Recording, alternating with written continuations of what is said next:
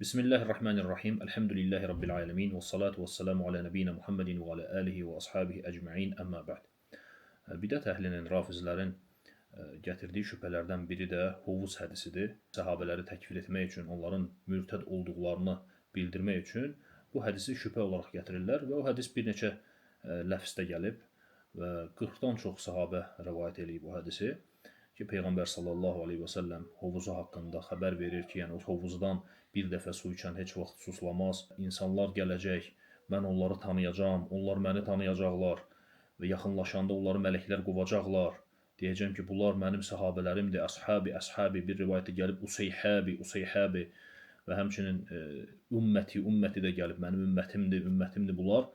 Və onları mələklər qovacaqlar ki, sən bilmirsən ki, onlar səndən sonra nələr etdilər. Və Peyğəmbər sallallahu aleyhi ve sellem də deyir ki, deyəcəm ki, sahqan, yəni uzaqlaşsınlar məndən buradan, yəni bu hovuzdan. Və bir neçə rəvayətlərdə gəlib, yəni səhabələrim, ümmətim və s. Və bu hədisi gətirərək, yəni səhabələrin mürtəd olduğunu deyirlər. Halbuki, baxsaq görərək ki, hədis ümumi gəlib. Yəni bu səhabə sözünə bütün səhabələr aiddir belə baxanda. Yəni səhabələrin ləfsi olsa da, səhabələrin və ya ümmətin, bu ümumi olaraq qeyd edilib. Burada istisna yoxdur, filan kəslər və ya filan kəslər. Ümumi gəlib.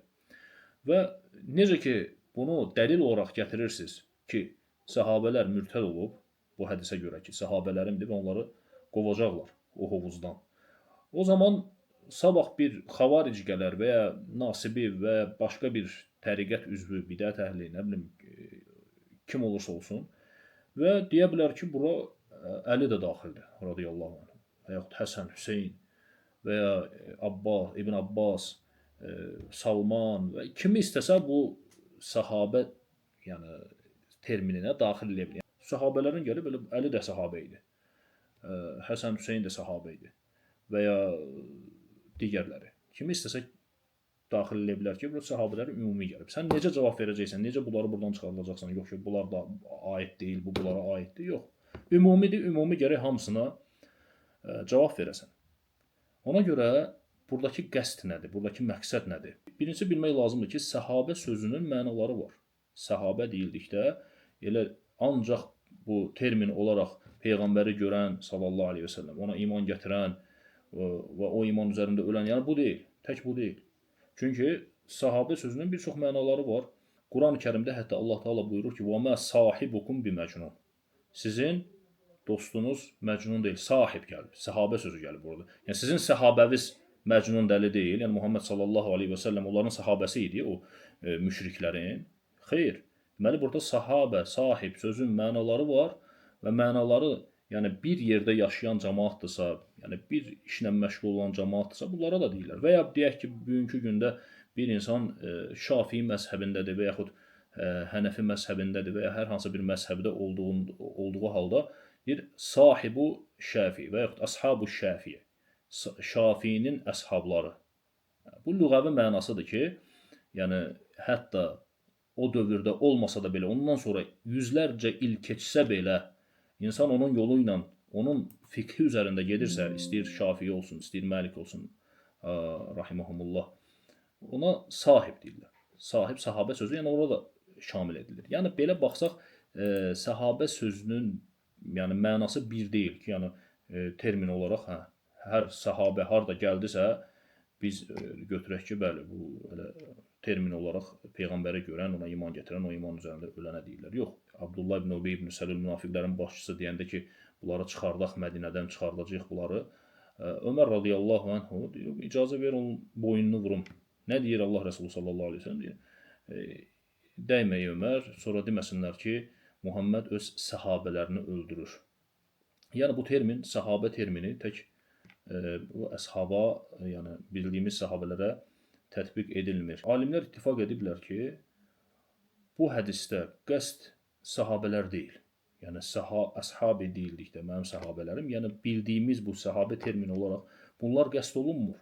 Ümmətin ən xeyirləri qəsd olunmur. Səhabələrim ləfsi ilə gəlib hədislər və həmçinin ümmətim deyərək də bu ləfzdə də gəlib. Ümməti də gəlib. Kimlərdir onlar? Onlar münafiqlər də ola bilər. Onlar mürtədlər də ola bilər, bəli. Peyğəmbər sallallahu aleyhi və səlləmin vəfatından sonra dindən çıxan insanlar ola bilər, və həmçinin bidət əhli ola bilər, böyük günah sahibləri ola bilər. Nəydən tanıyacaq Allah Rəsulu insanları, ümmətini? Dəstəmaz izlərindən. Çünki münafiqlərin belə, onların da dəstəmaz izləri olacaq. O dəstəmaz izindən onlar bilinəcək, tanınacaqlar və həmçinin nurları olacaq. Necə ki, ayətlər var bu haqda ki, yəni onların nurları sönəcək Sirat körpüsündə və həmçinin də dəstəmaz izlərindən tanınacaqlar, bilinəcəklər. Sadəcə sonra gəldikdə artıq bəyan olacaq ki, bunlar münafiqlərdir və uzaqlaşdırılacaqlar. Və ya mürtədlər də ola bilər. Dindən çıxanlar, Peyğəmbər sallallahu aleyhi və səlləm zamanında İslamda olub, sonra onun vəfatından sonra dindən çıxanlar da ola biləcək mürtədlər. Bu da o demək deyil ki, onlar səhabələrdir. Çünki artıq dindən çıxan səhabə sayılmır. Mürtəd olaraq ölən səhabə sayılmır. Səhabələrin şərtlərindən biri də nədir? İman üzərində ölmək. Və ya bidət əhli ola bilər. Xavariclər və s. bidət əhliləri ki, yəni dində yeniliklər etdilər. Və baxsaq görərik ki, hətta Məcmuəl Bəyəndə Tabarsi Şia alimlərindən olan böyük Şia alimidir. Burada bu ayəti təfsir edərkən ki, orada o gün neçə üzlər ağaracaq, neçə üzlər qaralacaq və burada qövüllər gətirir burada, bir neçə rəylər gətirir və deyir ki, onlar bidət əhlidir. İnnəhum əhlül bidə vəl əhva. Bu hədisi də zikr edir burada. Yəni Hovuz hədisini. Əshabi, onlar mənim səhabələrimdir. İnnəkə lə tədri mə əhdəsü bə'dək. Sən bilmirsən ki, onlar səndən sonra nələr etdilər, nə yeniliklər etdilər və döndülər, üz çevirdilər və gətirir ki, zəkərəhu Sə'ləbiyyü fi təfsirihi, təfsirində Sə'ləbi bunu gətirir, Əbu Əməmədən gətirir, Əl-Bəhilidən gətirir ki, onlar xavaricdilər. Və yərvi ani Nəbi sallallahu aleyhi ve sellem ənəhu yəmruquna minəd-din və xavariclər haqqında deyir ki, yəni onlar dindən çıxacaqlar. Və baxsaq görərik ki, yəni hətta Məcmuəl Bəyəndə Tabrisi də bunu gətirir ki, onlar bidət əhli idi, xavarici idi. Ona görə yəni bu hədisi götürərək onları səhabələrə tətbiq etmək, hansıları ki, Allah Teala Qurani-Kərimdə məth eləyib, bir çox ayətlər var səhabələrin fəzilətinə dair. Yəni onları qırağa qoyub, o ayətləri, hədisləri gətirib bu hədisi götürərək və burada ehtimal olunan bu ləfsi onlara tətbiq etmək, bu doğru deyil, bu ədalətdən deyil və ümumən dəlilləri cəm etmək lazımdır. Yəni bir hədisi götürüb orada ehtimal olunan məsələləri irəli sürmək, digər şeyləri qoymaq qırağa, bu doğru bir şey deyil.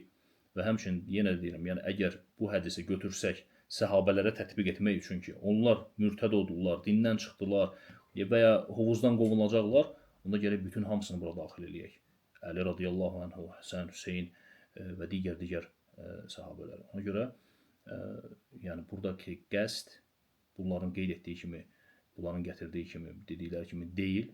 Buradakı qəsd ayrıdır. Münafiqlər də ola bilər, mürtədlər də ola bilər, dindən çıxanlar da və hətta bidət əhli də ola bilər. Subhanəkallahumma və bihamdik, əşhədü ən la ilahə illə əntə, əstəğfiruka və etûbü ileyk.